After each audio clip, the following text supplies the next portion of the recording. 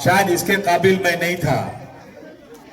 मैं तो एक खादिम हूं और मैं इस मुल्क में अपनी दबी हुई कौम को हक दिलाने की जद्दोजहद कर रहा हूं। यकीन जानिए दोस्तों, मेरे खानदान में कोई सियासी आदमी नहीं है। मेरे बाप दादा भी शायद कभी गांव के प्रधान भी नहीं बने होंगे। हम सब किसान हैं और मुंबई में अपना कारोबार करते हैं। लेकिन दोस्तों, मुझे वो दिन अच्छी तरह याद है, 6 दिसंबर 1992, मेरा बंगला है खंडाला में। मैं अपनी फैमिली, अपने बच्चों को लेकर खंडाला में हर शनिवार इतवार को चला जाता था। और उस दिन 6 दिसंबर को जोहर की नमाज के बाद ये खबर आई कि बाबरी मस्जिद के गुंबद पर चढ़ चुके और मस्जिद शहीद हो रही है। मैंने जल्दी गाड़ी में अपनी फैमिली को भरा और मैं वहां से खंडाला से लेकर निकला। मुंबई चेंबूर आते आते मुंबई जलने लग गया था। मैं कैसे कैसे अपने घर गया कोलाबा, और जाने के बाद ज़ियाउद्दीन बुखारी साहब एक बड़े लीडर थे। मैं किसी सियासी आदमी से मेरा ज्यादा ताल्लुक नहीं था। हम लोगों ने ज़ियाउद्दीन बुखारी साहब को पकड़ा और मुंबई में रिलीफ का काम करने लग गए। हमने देखा मुंबई में क्या हालात थे। बार दिन में 2 बार हम शरद पवार साहब के पास जाते कि साहब देखो यहाँ ये बुखार जल रहा है, देखो यहाँ ये लोग मारे जा रहे हैं, आप मदद करो, कुछ करो, इसी में लगे रहते थे। एक बार हमें एक फोन आया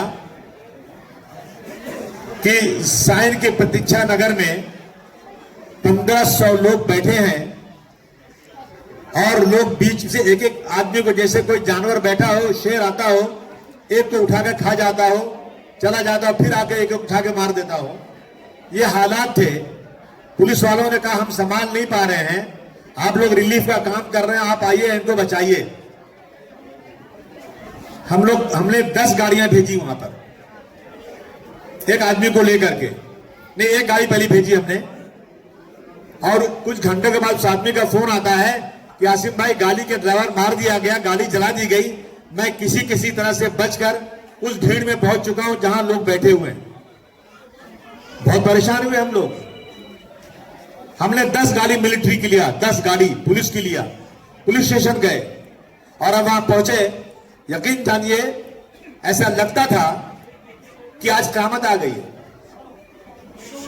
हमने उन लोगों को गाड़ियों में भरा, सबको। एक बूढ़ी औरत आई, ज़ईफ औरत, हिंदू की औरत। उसने कहा मेरे घर में 5-6 बच्चे मुसलमानों के मैं 2 दिन से छुपा के रखे हूं, आइए उन बच्चों को ले लीजिए, मेरा जो होगा जो होगा, लेकिन आप बच्चों को बचा लीजिए। मैं आपको सच्चा वाकया बता रहा हूं कि मेरा ऐसा आदमी राजनीति में क्यों आया। हमने उस बच्चे को लिया, सबको गाड़ी में भरा और निकले आगे। जैसे आगे निकले ना, पीछे सारी भीड़ वहां की नारा लगा रही थी, मुसलमानों का एक ही स्थान, कब्रिस्तान या पाकिस्तान।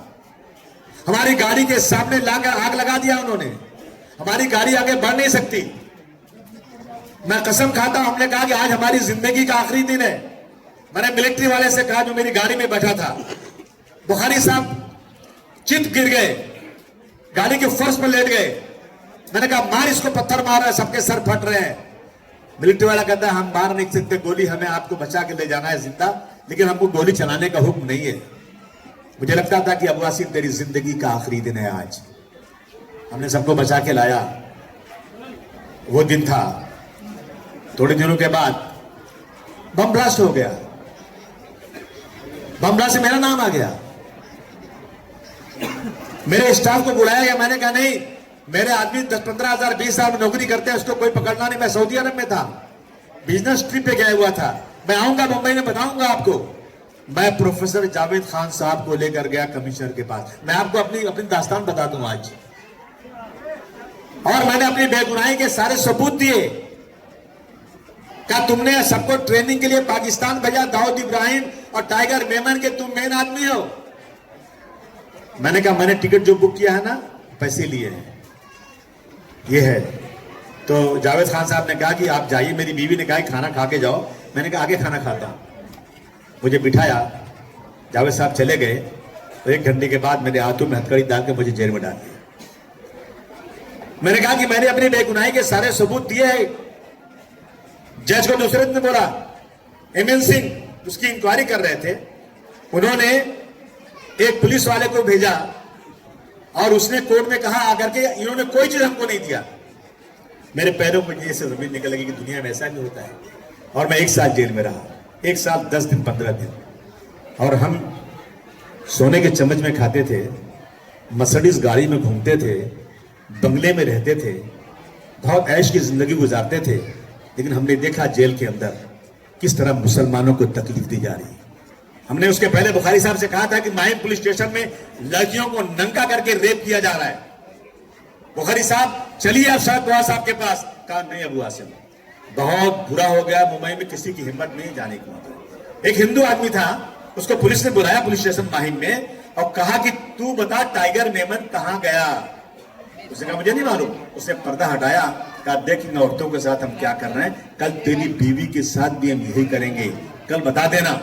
वो आदमी दूसरे दिन शाम को अपनी बीवी को लिया, बच्चों को लिया, जुहू पे बीच पे जाकर अपने बीवी बच्चों को गोली मारा, खुद भी मार लिया गोली कि मैंने कल जो लिखा है पर्दे के पीछे ना, वो मेरी बीवी के साथ ना होने पाए। ये मैंने देखा है। 1 साल ज्यादा मैं जेल में रहा हूं और मैंने कहा कि अबू आसिम अगर तू अगर इंसान है तो अपने बाल बच्चों के लिए नहीं, अपनी कौम और अपने मुल्क के लिए अपनी जान देने को तैयार हो जाए। जिस दिन मैं छूटा ना जेल से, कितने लोग मिलने आए, इतने लोग मिलने आए, इतने लोग मिलने आए कि मैं सोच नहीं सकता, अरे मुझ नाचीज के लिए इतने लोग क्यों मिलने आ रहे हैं। लोगों को उम्मीदें मुझसे थी। मैंने कहा किसको पकड़ूं मैं, किससे मदद मांगू। मैंने उस जमाने में सुना था कि मुलायम सिंह यादव जिन्हें बाबरी मस्जिद के गुंबद पर जब लोग चढ़े थे ना, तो गोली चलवाई थी और लोग मारे गए थे। एक मर्द था मुलायम सिंह यादव, मैंने उसको ढूंढा, पकड़ा और बंबई लाया। और मैंने जो है मैंने उसकी सदा पकड़ी, मैंने उनकी पार्टी पकड़ी। मैं 1995 में जब पार्टी शुरू किया था ना, पार्टी औरत पे थी। अलीम शमसी साहब ने मेरा हमेशा साथ दिया, मेरे साथ साथ मुझे तकरीर सिखाते थे। अतार साहब मुझे बोलना सिखाते थे, मुझे मालूम नहीं था क्या होता है ये, मुझे नहीं मालूम कि राजनीति क्या होती है। मैंने इन लोगों से सीखा राजनीति और मैं आगे बढ़ता रहा। दोस्तों मैंने लड़ाई लड़ी और 95 में के बाद 4 एमएलए चुनकर आए। हमने मिनिस्टर भी बनाया, हमने एमएलसी भी बनाया, पार्टी को मजबूती करके मैं इलेक्शन नहीं लड़ा। अगर मुझे एमएलए बनना होता तो पंजाब में बन जाता। कितने मौके हैं, मैं नहीं बना, मैंने किसी मेरे परिवार को एमएलए नहीं बनाया, लेकिन मैं लोगों को ढूंढ कर एमएलए बनाता रहा ताकि एक मेरी ताकत बन जाए और जो लोग इस मुल्क में दादागिरी करते हैं ना, उनको जवाब देने की मेरे पास ताकत बन जाए। मेरा ही मकसद था। मेरे मन पर थे अलीम शमसी साहब। बात ठाकुर शिवसेना ने एक लेटर भिजवाया था, सरकार थी उनके की मस्जिदों में कहां से लोग आते हैं, कितना पैसा लगता है, लेते हैं, इमाम कहां रहता है, इसकी इंक्वायरी करो। मैंने कहा था कि अगर शरीयत की तरफ हाथ उठाया तो याद रखना घर में घुस कर जबान काट दूंगा। मैंने कहा था, मैंने गुस्से में और भाषण किया था। मुझे शमसी साहब को, मेरे साथ 4-5 लोगों को पे मुकदमा हो गया, 2 साल की सजा हो गई हमें। शमसी साहब को भी मेरी वजह से सजा हो गई थी। ये बेचारे राजनीतिक आदमी ने मेरे मंच पर थे, इनको भी सजा हो गई थी।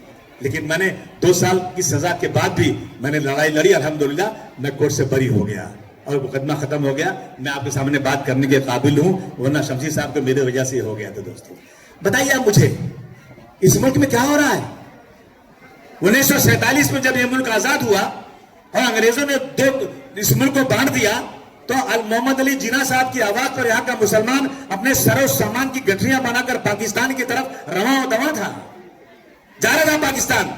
लेकिन उस वक्त दिल्ली की जामे मस्जिद से मौलाना अब्दुल कलाम आजाद साहब ने चिल्ला कर कहा था, मुसलमानों इस मुल्क को छोड़कर मत जाओ। ऐ मुसलमानों, अगर इस मुल्क को छोड़कर चले जाओगे तुम्हारी हजारों लाखों मस्जिदें वीरान हो जाएंगी, तुम्हारी कब्रिस्तान पर कोई फातिहा पढ़ने वाला नहीं बचेगा, तुम्हारी मस्जिदों पर कोई अजान देने वाला नहीं बचेगा, तुम्हें इस मुल्क में इंसाफ मिलेगा, तुम्हें इस मुल्क में मदद नहीं, तुम्हारा हक दिया जाएगा। तुम्हें ताजमहल का हुस्न पुकार रहा है, मत जाओ मुसलमानों। तुम्हें अल्लाह का वास्ता इस मुल्क को छोड़कर मत जाओ मुसलमानों। तुम्हें ताजमहल का हुस्न पुकार रहा है, तुम्हें लाल किले की दीवारें चीख कर पुकार रहे हैं, ऐ मुसलमानों मत जाओ, इस मुल्क में रहो। मुसलमान इस आवाज पर रुक गया था। मुसलमान ने पाकिस्तान मुर्दाबाद बोला और हिंदुस्तान जिंदाबाद बोला।